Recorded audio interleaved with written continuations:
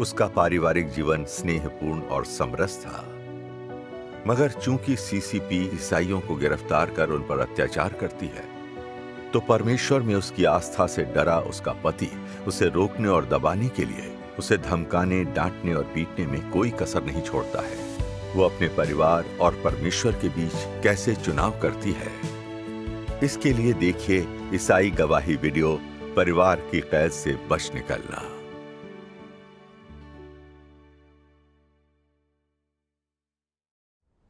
बहन लिन, सुना है आपकी आस्था को आपके परिवार ने दबाया था। हाँ। आप इससे कैसे निकल पाईं? क्या आप अपना अनुभव बताएंगी?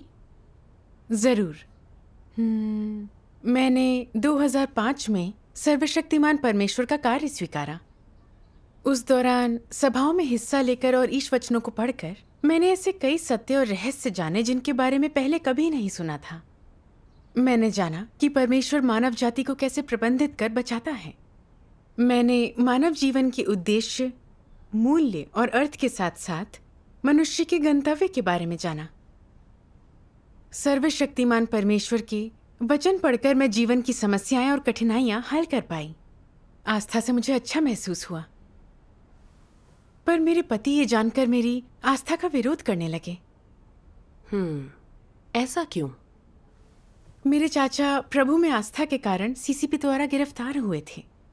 मेरा पति जानता था कि सीसीपी आस्था रखने से रोकती है, इसीलिए उसे मेरी गिरफ्तारी की और परिवार की चिंता थी, इसीलिए वह विरोध करने लगा। साथ ही मैं तब एक स्थानापन्न शिक्षिका थी और उसे चिंता थी कि स्कूल को पता लगते ही वो मुझे निकाल देंगे, तो उसने मुझ पर दबाव डाला और बाधित किया।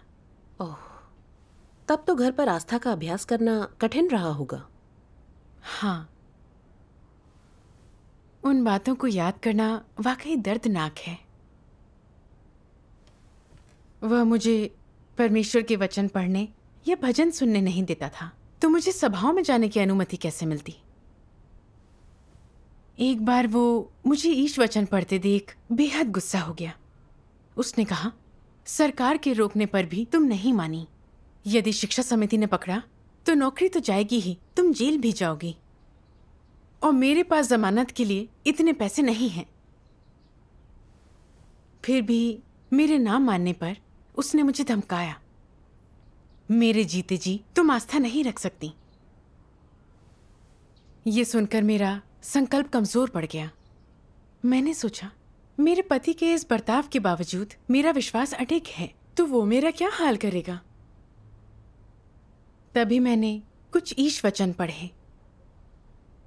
तुम में मेरी हिम्मत होनी चाहिए जब उन रिश्तेदारों का सामना करने की बात आए जो विश्वास नहीं करते, तो तुम्हारे पास सिद्धांत होने चाहिए, लेकिन तुम्हें मेरी खातिर किसी भी अंधकार की शक्ति से हार नहीं माननी चाहिए। पूर्ण मार्ग पर चलने के लिए मेरी बुद्धि पर भरोसा रखो। शैतान के किसी भी षड्यंत्र को काबिज ना होने दो। अपने हृदय को मेरे सम्मुख रखने हेतु पूरा प्रयास करो। मैं तुम्हें आराम दूंगा, तुम्हें शांति और आनंद प्रदान करूंगा। आमीन। ईश वचन मेरे लिए बहुत प्रेरक थे। सीसीपी के धोखे में आकर मेरे पति ने मुझे धमकी दी, मुझे आस्था त्यागने पर मजबूर किया। लगता था कि मेरा पति मुझे परमेश्वर का अनुसरण करने से रोक रहा था, पर दरअसल शैतान उसके जरिए मुझे परमेश्वर को धोखा देने को मजबूर कर रहा था। मैं शैतान की चाल में फंसकर समझौता नहीं करूंगी। मुझे भरोसा था कि ईश वचनों के अनुसार कार्य करने पर वह इस दबाव से उबरने में मेरी अगुवाई करेगा। परमेश्वर का धन्यवाद। फिर मैंने ईश वचनों की किताबें छिपा दी। केवल तभी पढ़ती या सुसमाचार का प्रसार करती जब वह घर से दूर होता। जुलाई 2008 में मेरे पति को पता चला कि मैं अब भी आस्थावान हो कर्तव्य निभा रही हूँ, तो वह अचानक फट पड़ा। उसने भजन सुनने वाला MP5 प्लेयर और ईश वचन किताबें ढूंढने के लिए पूरा घर छान मारा। प्लेयर पर पैर रखकर उसके टुकड़े टुकड़े कर दिए। मुझे रोकने के लिए उसने ऊंची तनख्वाह की नौकरी से छुट्टी ली ताकि मुझ पर नजर रख सके। मैं सभाओं में ना जाने से पीड़ा में थी, तो मौका मिलते ही अपने भाई बहनों से मिलने निकल पड़ी। पर उसने हमारी रिपोर्ट करने के लिए पुलिस बुला ली। पर उन्हें सौभाग्य से कोई किताब या कोई सबूत नहीं मिले, तो उन्होंने हमें गिरफ्तार नहीं किया। पर जब उसे पता चला कि बगल वाली बहन का घर सभा स्थल है, तो उसने सभा की तस्वीरें लीं और उनकी रिपोर्ट करने की धमकी भी दी। नतीजतन वहां सभा होनी बंद हो गई। जब भी वह मुझे मेरे भाई बहनों से संपर्क करते पाता तो मुझे पीटता या डांटता था। उसने मुझे अनगिनत बार पीटा। मेरे एक कान में घंटियां बजने की आवाज आने लगी, जो महीनों तक बनी रही। उसने आप पर इतनी सख्ती की, परमेश्वर पर भरोसा किए बिना इससे निकल पाना कठिन होता। सही बात है। उन दिनों मैं अक्सर ये भजन गुनगुनाती, मैं अपना प्यार परमेश्वर को अर्पित कर उसे महिमा दूंगा। मैं परमेश्वर की गवाही में डटे रहकर शैतान से कभी हार नहीं मानूंगा। मर जाऊंगा पर परमेश्वर जन की अपनी गरिमा बनाए रखूंगा। ईश उपदेश दिल में बसते हैं, मैं शैतान को अपमानित करके रहूंगा। मुश्किलें परमेश्वर नियत करता है, मैं मरने तक वफादार और आज्ञाकारी रहूंगा। मैं कभी परमेश्वर के आंसुओं या चिंता का कारण नहीं बनूंगा। सोचा केवल परमेश्वर के प्रेम से मुझ सृजित प्राणी को यह सौभाग्य मिला कि परमेश्वर मुझे बचाए। मैं मर जाऊंगी पर शैतान के लिए परमेश्वर को धोखा नहीं दूंगी। दबाव में भी परमेश्वर का अनुसरण करूंगी, शैतान को नीचा दिखाऊंगी। बाद में कलीसिया को चिंता हुई कि मैं सभा में आई या कर्तव्य निभाया तो मेरा पति मुझे पीटेगा, दूसरों की रिपोर्ट करेगा। तो उन्होंने कहा कि मैं सभाओं में ना आऊं, घर पर ही ईश वचन पढ़ूं। अचानक कलीसिया जीवन छूट जाने पर आपने बहुत कष्ट सहा होगा। हाँ, अगले 3 सालों तक मैं पति के बाहर जाने पर ही परमेश्वर के वचन पढ़ती थी। कभी बगल की बहन के साथ संगति करती, जानने वालों को सुसमाचार सुनाती। मैं पिंजरे में बंद एक पंछी की तरह ही थी। भाई बहनों के साथ बिताए पल याद करती, हम सत्य पर संगति करते, ईश स्तुति में भजन गाते। क्या खुशनुमा समय था। अंत के दिनों में परमेश्वर का कार्य एक दुर्लभ घटना थी। मौका चुटकी बजाते चला जाएगा, मैं चूक नहीं सकती थी।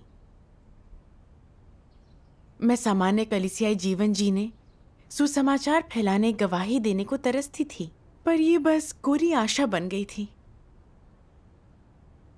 मैं बहुत उदास और परेशान थी, अक्सर छिपकर रोया करती थी, चिल्लाना चाहती थी। परमेश्वर में आस्था सही रास्ता है, मेरा फैसला सही है, तो मैं क्यों नहीं कर पा रही। तभी कुछ ईश वचन याद आए। सर्वशक्तिमान परमेश्वर कहते हैं, हजारों सालों से ये भूमि मलिन रही है, ये गंदी और दुखों से भरी हुई है। चालें चलते और धोखा देते हुए, निराधार आरोप लगाते हुए, क्रूर और दुष्ट बनकर इस भुतहा शहर को कुचलते हुए और लाशों से पाटते हुए प्रेत यहां हर जगह बेकाबू दौड़ते हैं। सड़ांध जमीन पर छाकर हवा में व्याप्त हो गई है और इस पर जबरदस्त पहरेदारी है। आसमान से परे की दुनिया कौन देख सकता है। शैतान मनुष्य के पूरे शरीर को कसकर बांध देता है, अपनी दोनों आंखों पर पर्दा डालकर अपने होंठ मजबूती से बंद कर देता है। शैतानों के राजा ने हजारों वर्षों तक उपद्रव किया है और आज भी वो उपद्रव कर रहा है और इस भुतहा शहर पर बारीकी से नजर रखे हुए है, मानो ये राक्षसों का एक अभेद्य महल हो। इस बीच रक्षक कुत्ते चमकती हुई आंखों से घूरते हैं। वे इस बात से अत्यंत भयभीत रहते हैं कि कहीं परमेश्वर अचानक उन्हें पकड़कर समाप्त न कर दे, उन्हें सुख शांति के स्थान से वंचित न कर दे। ऐसे भुतहा शहर के लोग परमेश्वर को कैसे देख सके होंगे? क्या उन्होंने कभी परमेश्वर की प्रियता और मनोहरता का आनंद लिया है? उन्हें मानव जगत के मामलों की क्या कद्र है? उनमें से कौन परमेश्वर की उत्कट इच्छा को समझ सकता है? फिर यह कोई आश्चर्य की बात नहीं कि देहधारी परमेश्वर पूरी तरह से छिपा रहता है।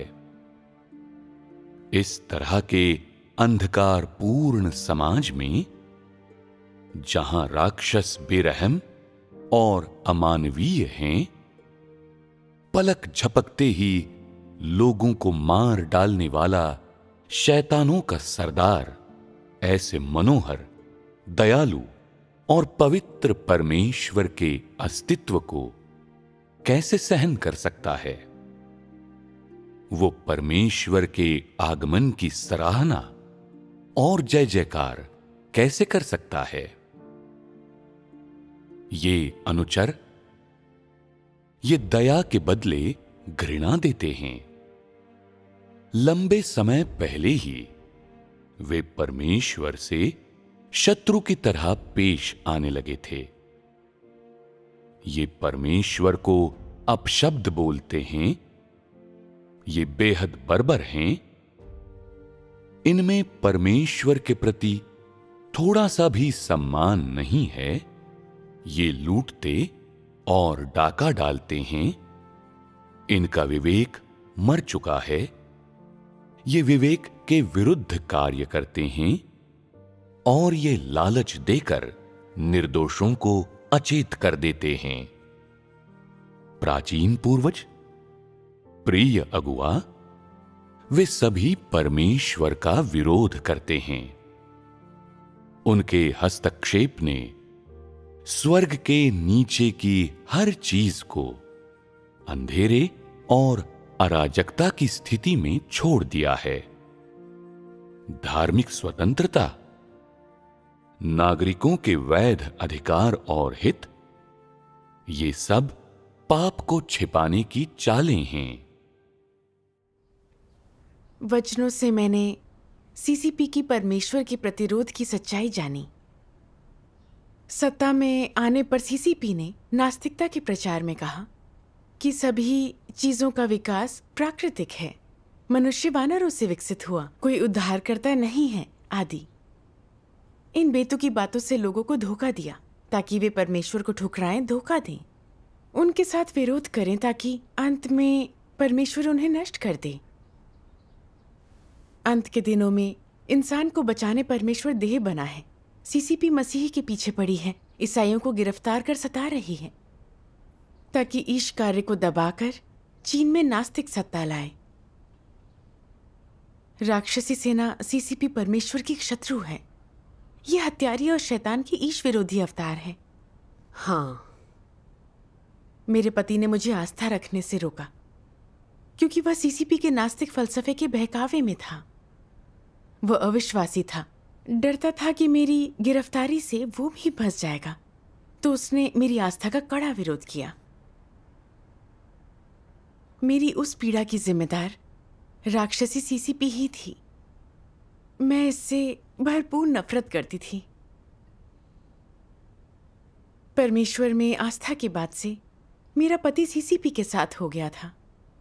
मुझे ईश वचन पढ़ने, सभाओं में कर्तव्य निभाने से रोकता, अनगिनत बार पीटा, यहां तक कि भाई बहनों की पुलिस में रिपोर्ट तक कर दी।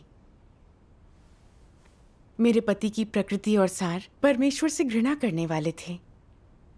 घर पर रहते हुए आस्था रखने पर मेरा दमन होगा, ये समझकर मैंने तलाक लेने और घर छोड़कर आस्था निभाने की सोची। लेकिन फिर मुझे अपने बेटे की चिंता हुई। उसकी उम्र में माँ को खोना कठिन होगा। मैं उसे बाइबल पढ़ाकर ईश वचनों पर संगति कर सकती थी, परमेश्वर के सामने ला सकती थी, पर मेरे बाद उसे ये रास्ता कौन दिखाएगा? जब भी मैंने ये सोचा, खुद को बहुत कमजोर पाया। पति को तलाक देने की हिम्मत न हुई और मैं चुपचाप उस कैद में सड़ती रही। जब मैं दुख से टूट जाती तो प्रार्थना करती और चुपके से परमेश्वर की वचन पढ़ती, तभी सुकून महसूस होता। विश्वासी और अविश्वासी के रास्ते अलग हैं। तो फिर आप अपने परिवार से कैसे दूर हो पाई? अक्टूबर 2011 में मैं चुपचाप सभाओं में भाग लेने के लिए निकली। मेरे पति ने धमकी दी थी कि अगर किसी ने मुझे बुलाया तो अगली बार वह नरमी नहीं बरतेगा।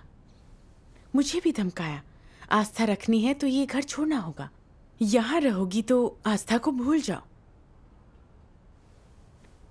उसे ये कहते सुनना बहुत निराशाजनक था। वो मुझे आस्था के कारण निकाल सकता था, उसे हमारे साथ की कद्र नहीं थी। तब मुझे परमेश्वर के ये वचन याद आए, पति पत्नी से प्रेम क्यों करता है? पत्नी पति से प्रेम क्यों करती है? बच्चे माता पिता के प्रति कर्तव्यशील क्यों हैं? माता पिता बच्चों से स्नेह क्यों करते हैं? असल में लोगों की इच्छाएं क्या हैं? क्या उनकी मंशा अपनी स्वार्थी इच्छाएं और योजनाएं पूरी करने की नहीं? परमेश्वर के वचन सच्चे थे। लोगों के बीच सच्चा प्रेम नहीं होता। आपसी फायदा पति पत्नी के प्रेम की नींव है। परमेश्वर में मेरे विश्वास से पहले मेरे पति का व्यवहार ऐसा नहीं था, मगर मेरी आस्था के कारण गिरफ्तारी और खुद फंसने की चिंता में उसने शादी के इतने सालों को भुला दिया, मुझे पीटा और घर से निकालने की धमकी तक दी। क्या ऐसी बेरहमी उसके अपने हितों के लिए नहीं थी? ये समझ आते ही मैंने सोचा वो मुझसे दूर जाना चाहता है तो मैं भी अपनी आस्था के लिए उसे छोड़कर आजाद हो सकती हूँ। बाद में जब मेरा बेटा अपनी मौसी से ट्यूशन पढ़ने गया तो मैं 50 किलोमीटर दूर एक कलीसिया के लिए निकल गई और वहां कलीसियाई जीवन से जुड़कर कर्तव्य निभाने लगी। परमेश्वर का धन्यवाद। आखिर अब आप अपनी आस्था में आजाद थीं। हाँ, पर तब भी मुझे अपने बेटे की चिंता थी। खाली समय में या छुट्टियों के बाद बच्चों को माता पिता के पास लौटते देखती तो सोचती कि मेरा बच्चा मेरे बिना कितना दुखी होता होगा। उसे देखने का मन होता, मगर चिंता थी कि मेरे पति मुझे पीटेंगे, प्रताड़ित करेंगे, तो मैं लौट नहीं पाई। मैं बस चुपचाप आंसू बहाती रही। फिर सितंबर 2012 में एक दिन मुझे मेरा देवर मिला और उसने मुझे घर लौटने को मजबूर किया। घर लौटने पर मेरे पति ने पूरे परिवार को बुलाया, अपने छोटे और बड़े भाई को, मेरे सौतेले पिता और बहनोई को मुझे मनाने के लिए बुलाया। मेरे देवर ने धमकी दी, आप मेरी भाभी ना होती तो अभी सार्वजनिक सुरक्षा ब्यूरो भेज देता। मेरे सौतेले पिता ने भी मेरे पति को भरपूर उकसाया। ये सब देखकर लगा कि सभी मेरी आस्था के खिलाफ हैं। अब तो मेरा पति और सताएगा। तो मैंने कहा कि मैं बस अपना जीवन जीने घर आई हूं।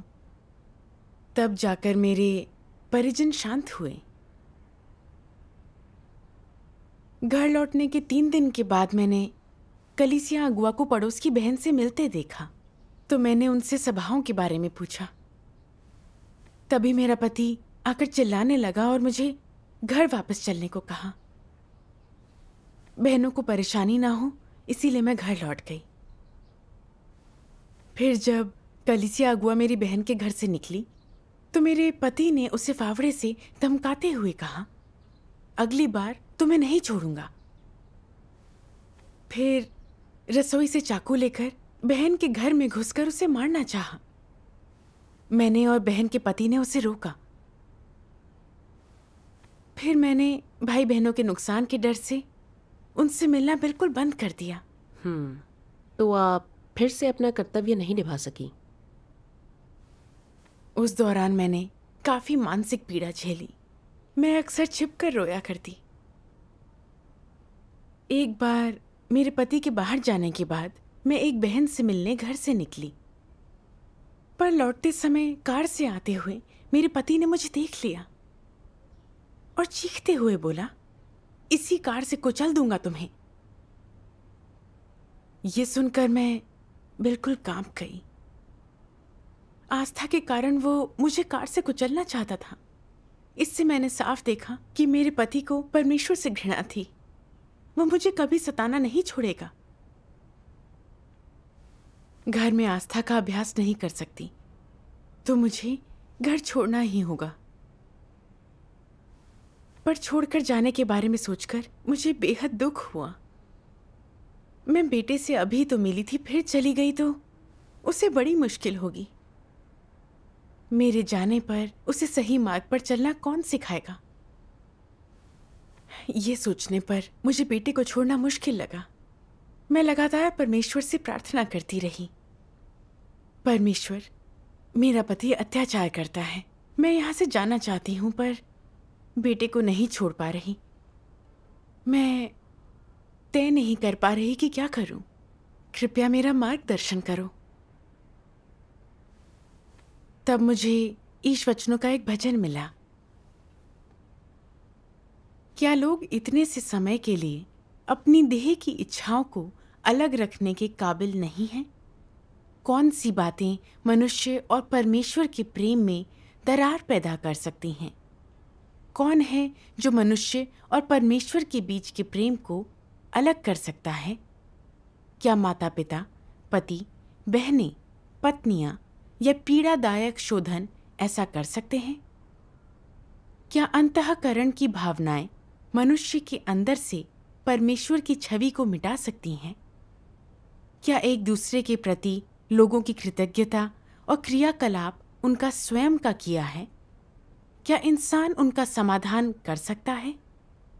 कौन अपनी रक्षा कर सकता है? क्या लोग अपना भरण पोषण कर सकते हैं?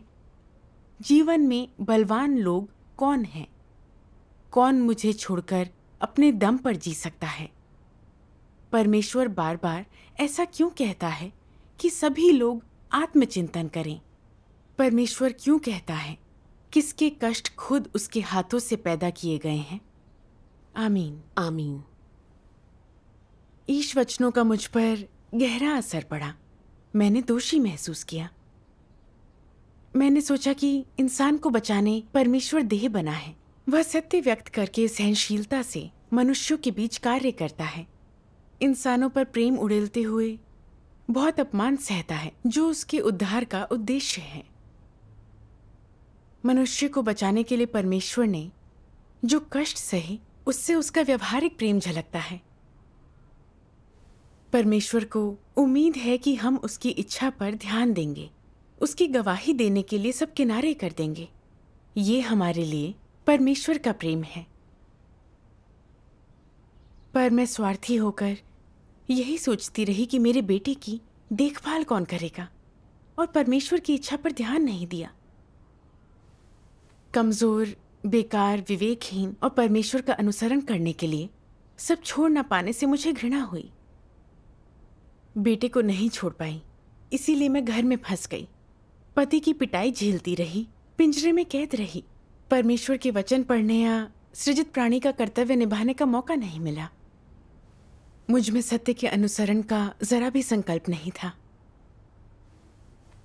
इब्राहिम अपने इकलौते बेटे को परमेश्वर को सौंपने को तैयार था, तो मैं सृजित प्राणी का कर्तव्य निभाने और सत्य का अनुसरण और परमेश्वर का उद्धार पाने के लिए बेटे से अलग क्यों नहीं हो पाई? बेटे के कारण मैं अब और अपने कर्तव्य की अनदेखी नहीं कर सकती थी। मुझे पता था कि परमेश्वर का उद्धार कार्य समाप्त होने और विपत्तियां आने को हैं। मैं घर पर ना तो ईश वचन पढ़ सकती थी, ना सभा में जा सकती थी। ऐसा रहा तो मैं सत्य हासिल कर अच्छे कर्म तैयार नहीं कर पाऊंगी और आपदा में नष्ट हो जाऊंगी। फिर बेटे को सही रास्ते पर कैसे लाऊंगी?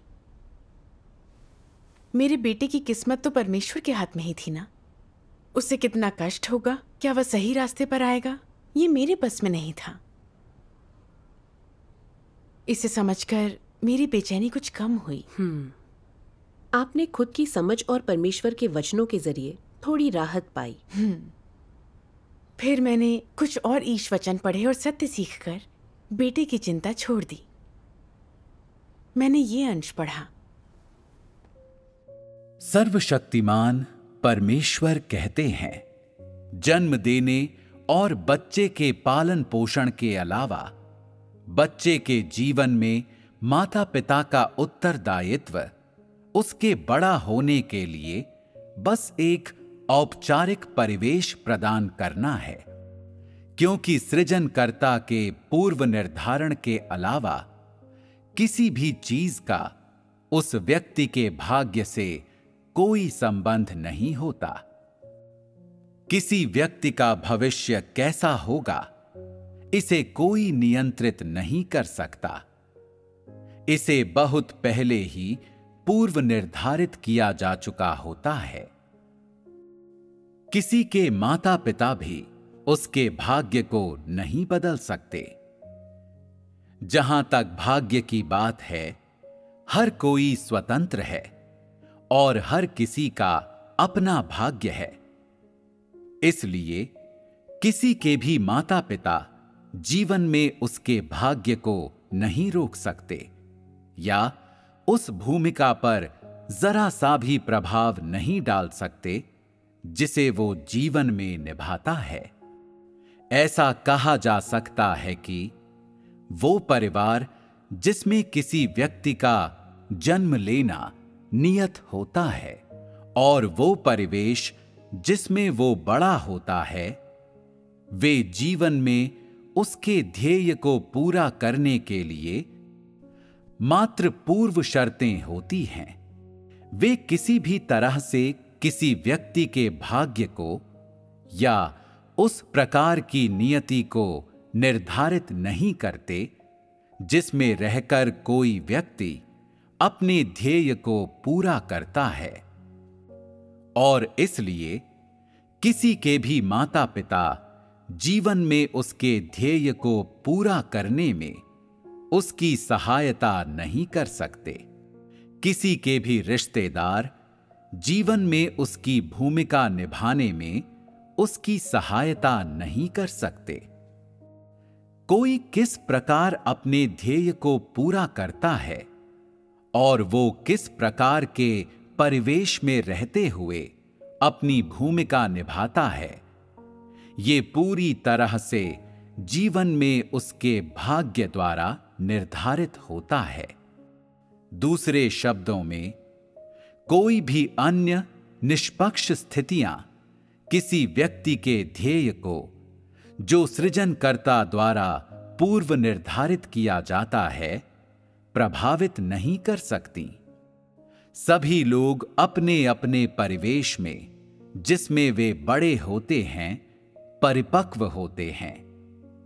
तब क्रमशः धीरे धीरे अपने रास्तों पर चल पड़ते हैं और सृजनकर्ता द्वारा नियोजित उस नियति को पूरा करते हैं। वे स्वाभाविक रूप से अनायास ही लोगों के विशाल समुद्र में प्रवेश करते हैं और जीवन में भूमिका ग्रहण करते हैं, जहां वे सृजनकर्ता के पूर्व निर्धारण के लिए, उसकी संप्रभुता के लिए सृजित प्राणियों के रूप में अपने उत्तरदायित्वों को पूरा करना शुरू करते हैं। परमेश्वर के वचन पढ़कर मैं समझी कि बच्चे का भाग्य माता पिता से जुड़ा नहीं है, बल्कि परमेश्वर की संप्रभुता से तय होता है। मेरे बेटे का भाग्य परमेश्वर के हाथ में था। मेरा बेटा किस रास्ते जाएगा, इस पर मेरा काबू नहीं। ये सब परमेश्वर की व्यवस्था के निर्देशों के अधीन था। सही कहा। मुझे यूसुफ की याद आई। कम उम्र में वो गुलामी के लिए बेचा गया। उसे माँ बाप की देखभाल नहीं मिली, लेकिन यहोवा परमेश्वर उसके साथ खड़ा था। फिरौन के कप्तान की पत्नी के बहुत बहकाने पर भी वह धोखे में नहीं आया। यूसुफ ने मिस्र में भी कई कठिनाइयां झेली, पर इससे उसका संकल्प मजबूत हुआ। उसने परमेश्वर पर भरोसा करना सीखा। जिन भाई बहनों ने अपना कर्तव्य निभाने के लिए घर नहीं छोड़ा, उन्होंने अपने बच्चों को सही रास्ते पर चलने को बढ़ावा दिया। कुछ बच्चों ने आस्था का अभ्यास कर सही रास्ते पर परमेश्वर का अनुसरण किया, पर अन्य कई बच्चे सांसारिक बुराइयों में फंस गए और गिरते चले गए। मैंने देखा कि कोई भी बच्चा माता पिता के साथ के कारण सही रास्ते पर नहीं चलता, बल्कि अपनी प्रकृति और परमेश्वर ने जो तय किया है उस कारण चलता है। अगर मेरे बेटे में मानवता है, वह ईश उद्धार का पात्र है, तो मैं उसके साथ रहूं या ना रहूं, वह स्वस्थ रहकर आगे बढ़ेगा और परमेश्वर में आस्था रखेगा। सब परमेश्वर के हाथ में था, कोई चिंता की बात नहीं थी। सही कहा। सालों विश्वासी रहकर मैंने परमेश्वर के वचनों का सिंचन और पोषण पाया, पर बेटे से लगाव के कारण सृजित प्राणी का कर्तव्य नहीं निभा पाई। कितनी स्वार्थी थी मैं। मुझे गवाही देकर लोगों को कलीसिया में लाकर परमेश्वर के प्रेम का मूल्य चुकाना था। फरवरी 2013 में मैं परिवार छोड़कर एक दूर के शहर की कलीसिया में चली गई। परमेश्वर का धन्यवाद। परमेश्वर का धन्यवाद। जब ट्रेन मेरे बेटे के स्कूल के सामने से निकली तो मैं इमारत देखती रही जहां मेरा बेटा पढ़ने जाता था और सोचने लगी, कौन जाने मैं उसे फिर कब देख पाऊंगी। मेरे आंसू रुके ही नहीं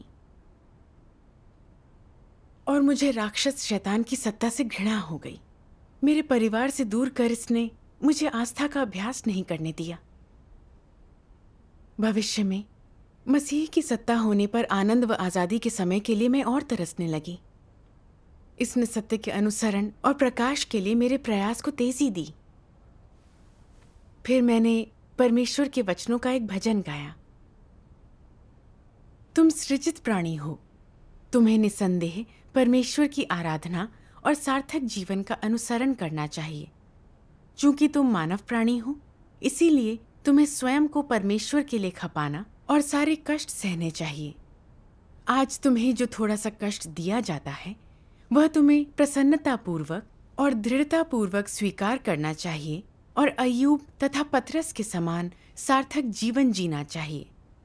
तुम सब वे लोग हो जो सही मार्ग का अनुसरण करते हो, जो सुधार की खोज करते हो। तुम सब वे लोग हो जो बड़े लाल अजगर के देश में ऊपर उठते हो, जिन्हें परमेश्वर धार्मिक कहता है। क्या यह सबसे सार्थक जीवन नहीं है? आमीन। वचनों पर विचार कर मुझे एहसास हुआ कि परमेश्वर द्वारा पहले से तय है कि मैं उसका अनुसरण करूं।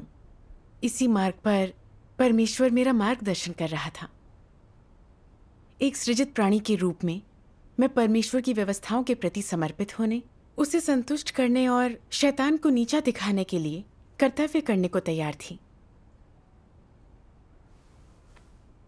ये समझने पर मुझे बहुत शांति और सुकून मिला।